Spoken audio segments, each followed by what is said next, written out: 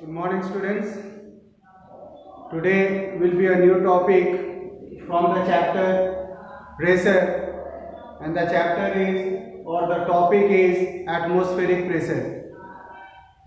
As we know that the earth is surrounded by air up to a height of 300 kilometers, and it is this envelope of air which is called atmosphere. Now weight of this air exert thrust on the surface of the earth, and it is due to this weight of the air column on every meter square of area is the atmospheric pressure.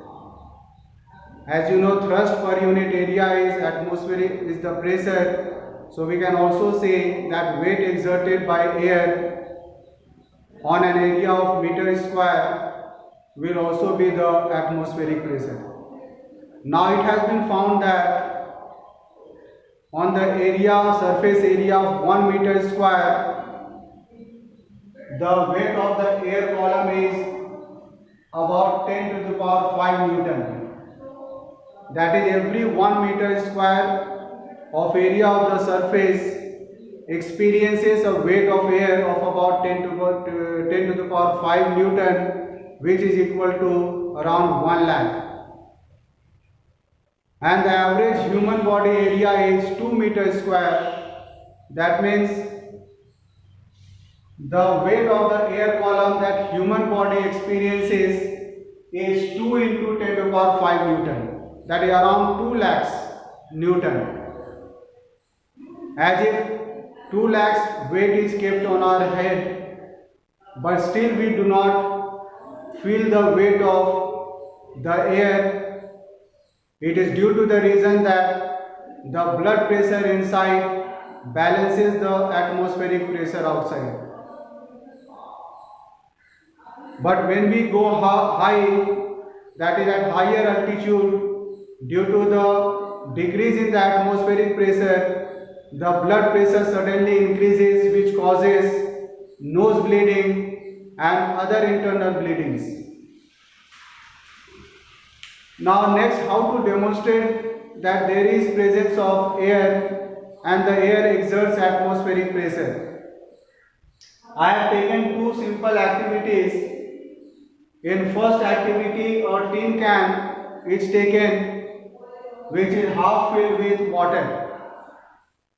Now heat this or boil this water till we get steam from it. When you find that the tin is fully covered with steam or fully filled with steam, we stop giving heat to it and we close the mouth of the container, mouth of the tin. Now second, what you do, you pour cold water to this tin. On pouring cold water, suddenly it is found that the tin collapses. Then what could be the reason for it?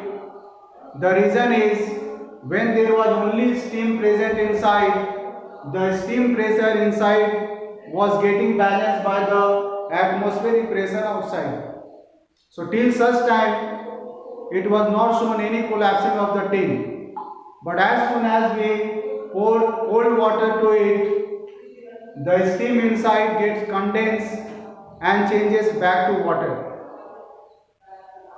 And all of a sudden there is drop of the pressure inside. So now the atmospheric pressure outside will be more than the pressure inside, which will completely damage the tin and collapses the tin altogether. So it shows the presence of atmosphere outside. Second is, when we suck liquid through the straw, the liquid at once goes into the mouth. This is also an indication of atmospheric pressure being exerted from outside.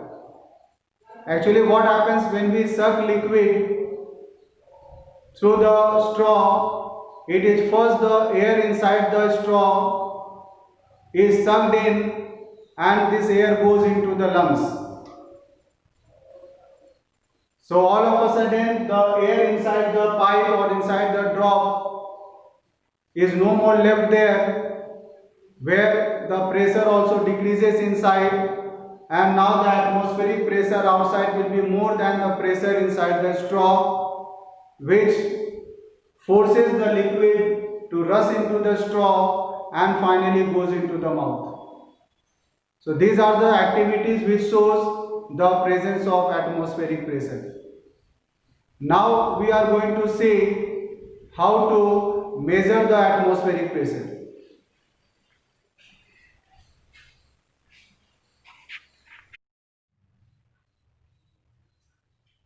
So our next topic is measurement of atmospheric pressure. So the instrument required to measure atmospheric pressure is called barometer. Now there are three types of barometer: simple barometer, 14's barometer and aneroid barometer. So we are going to first start with the simple barometer. Simple barometer was first designed by Torricelli, and it consists of a tube of about 1 meter of length with its one end closed. So in order to make a simple barometer, the tube taken is first filled with mercury and the open end is closed with thumb and is made upside down several times to ensure that there is no air bubbles inside. So when it is confirmed that there is no air bubbles inside, slowly by closing the open end with the thumb, we immerse it into the trough containing mercury in it. Even this trough, you can see, also contains mercury. So slowly this tube, which already has mercury in it, is completely immersed into the trough and it is held in a vertical position. Now it is found that the mercury in the tube slowly falls down and it keeps on falling till the height between the mercury level in the trough and the mercury level in the tube comes equal to 76 centimeter or 760 millimeter of mercury. Always it is found that it stands up to this height only, or the mercury level after falling reaches to a height of 76 centimeter or 760 millimeter. Now how and what is the reason that the height is 76 centimeter only? The reason is, you know that when mercury or when this tube is immersed into the trough, due to the weight of this mercury column, some pressure is exerted inside. Now when it is found that the pressure inside due to mercury column becomes equal to the outside atmospheric pressure, it further stops falling down. And always that atmospheric pressure outside is balanced by this pressure inside due to mercury, always at a height of 76 centimeter. So we say 1 atmosphere or atmospheric pressure outside is equal to 76 centimeter of mercury or 760 millimeter of mercury. This is the reason why we take 1 atmosphere equal to this value. But this atmospheric pressure at all places will not remain same. Like in the height or at higher altitude, we find the atmospheric pressure decreases. When it is found the atmospheric pressure decreases, the height will also decrease so as to balance the outside pressure. and the place where we find the atmospheric pressure is more, the height will also become more. This way it keeps on changing in accordance with the atmospheric pressure outside. Let us now see the factors that affect the atmospheric pressure.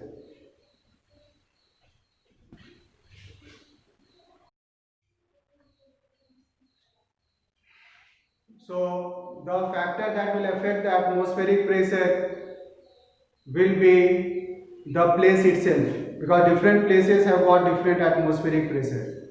But atmospheric pressure or this height is not going to change if you change the shape and size of the tube. The height will always remain 76 centimeter only. Same way, even if the tube is tilted from the vertical position, there is no change in the height. If I come back to this, you can see this vacuum got is left above the mercury level inside the tube is called Torricellian vacuum. So this is a true barometer where the vacuum is totally free from any air bubbles or water vapor. If due to any reason there is air bubbles left or water vapor is there, then in that case it will also exert pressure and will push the mercury down. That may give the wrong reading, and such barometer is called faulty barometer. When this Torricellian vacuum is filled with air bubble or water vapor, making the barometer giving wrong reading, so it is called faulty barometer.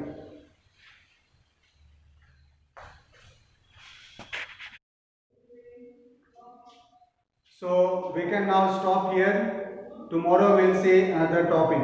Thank you.